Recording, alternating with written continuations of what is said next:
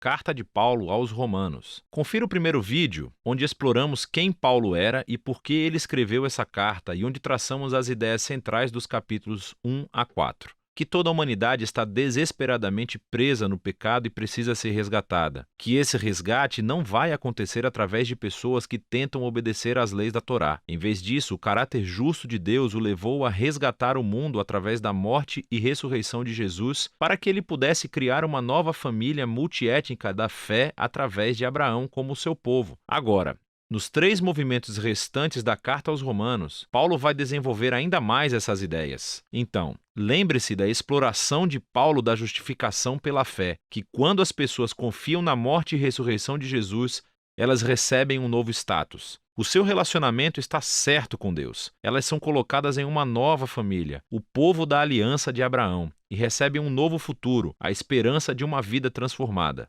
Agora, Paulo quer mostrar como essa realidade deveria reformular cada parte da nossa existência. Porque estar nessa família significa fazer parte de uma nova humanidade que Deus está criando através de Jesus e do Espírito. Então, Paulo volta ao primeiro personagem humano da história bíblica, Adão. O seu nome significa humanidade, e Adão, como toda a humanidade depois dele, escolheu o pecado e o egoísmo.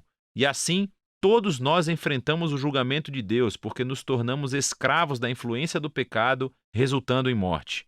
Mas então, Paulo compara Adão a Jesus, e ele é o novo Adão, um humano que viveu em obediência fiel a Deus, demonstrado através do seu sacrifício de amor. E agora Jesus oferece a sua vida como um presente para os outros, para que possam ser justificados diante de Deus. E assim, Jesus permanece como cabeça de uma nova humanidade que está sendo transformada por este dom, o que nos leva ao capítulo 6. Paulo lembra a esses cristãos em Roma que escolher seguir a Jesus significa deixar a antiga humanidade de Adão que eles têm e entrar na nova humanidade de Jesus. E o batismo deles era um símbolo sagrado dessa transição. Sua velha humanidade morreu com Jesus e sua nova humanidade ressuscitou com ele dentre os mortos. Então, quando uma pessoa confia em Jesus, a sua vida se une à vida dele. O que é verdade nele agora é verdade neles. É quando as pessoas aceitam sua identidade como seres humanos semelhantes a Jesus que elas estão liberadas para se tornarem seres humanos de todo o coração, que podem verdadeiramente amar a Deus e ao próximo. Agora, se criar esta nova humanidade sempre foi o propósito de Deus, Paulo pergunta no capítulo 7, qual foi o objetivo de Deus ao dar a lei ou a Torá a Israel? Quando Paulo usa essa palavra, a lei, ele às vezes quer dizer o enredo e a mensagem dos 5 primeiros livros da Bíblia, mas outras vezes ele está se referindo mais especificamente às centenas de mandamentos dados através de Moisés e que são encontrados na Torá. Aqui, o foco de Paulo é no segundo significado. Qual foi o propósito de todos esses mandamentos? Paulo diz que os mandamentos da Torá eram bons. Eles mostravam a vontade de Deus para como Israel deveria viver. Mas se você ler o enredo da Torá, Israel quebrou todos esses mandamentos. Quanto mais leis Israel recebia, mais eles repetiam o pecado de Adão e se rebelavam. Assim, mesmo quando Deus deu ao seu povo regras morais específicas para obedecer, isso não resolveu o problema do coração humano pecaminoso. E, paradoxalmente, essas regras tornaram Israel ainda mais culpado. Mas, segundo Paulo, o objetivo é esse paradoxo. O objetivo de Deus era deixar claro que foi o mal que roubou o coração humano, que a Torá, por mais boa que seja, não poderia fazer nada sobre isso. Mas Paulo diz, no capítulo 8, que a solução chegou em Jesus e no Espírito, e eis como. Os mandamentos da Torá agiam como uma lupa. Ela focalizava o problema da condição humana em um só lugar,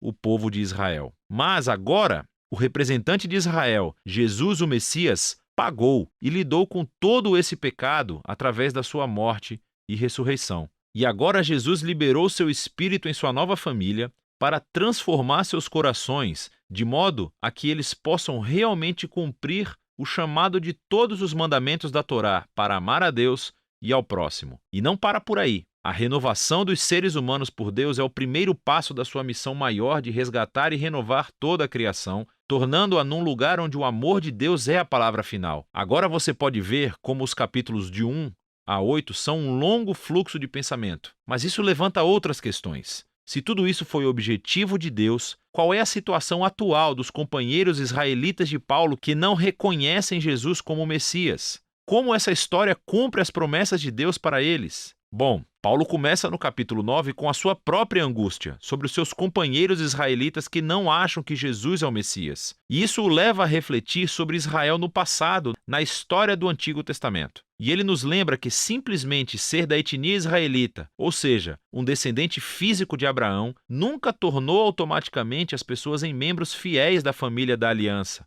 Paulo nos mostra como Deus sempre selecionou um subconjunto da família de Abraão para seguir a linha da promessa. E o seu objetivo é que agora essa linha da promessa seja realizada por aqueles que seguem a Jesus. Ele lembra que por muito tempo as pessoas dentro e fora da família de Abraão rejeitaram a vontade de Deus. Ele nos lembra da história de Israel e do bezerro dourado e da rebelião do faraó. Ele nos mostra como Deus foi capaz de orquestrar eventos para que a rejeição das pessoas a ele realmente cumprisse seus propósitos redentores.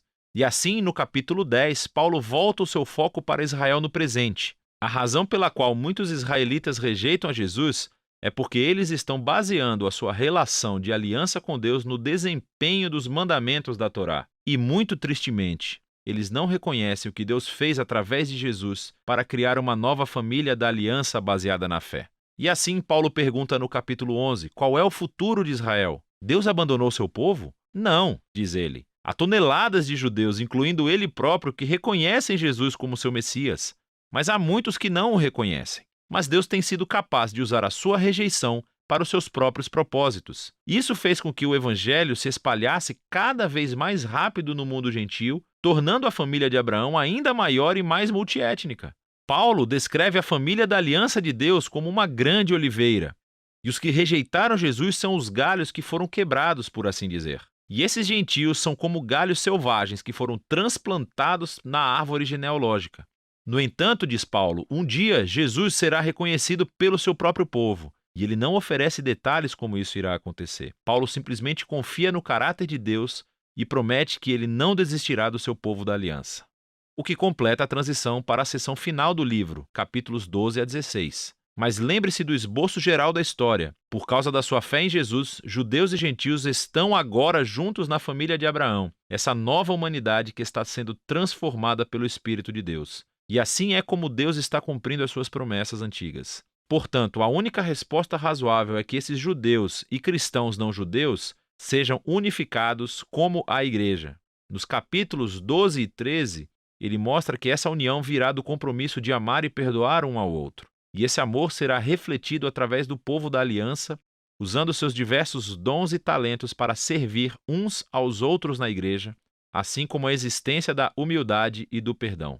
Quando esses grupos étnicos e culturas diferentes se unem em Jesus, é inevitável haver conflito, que só pode ser superado através do trabalho árduo de perdão e reconciliação. É assim que eles mostram a maior das virtudes cristãs, o amor, que cumpre os maiores mandamentos da Torá de amar a Deus e amar ao próximo como a si mesmo. Nos capítulos 14 e 15, ele se concentra especificamente nas questões que estão criando divisões étnicas na Igreja Romana.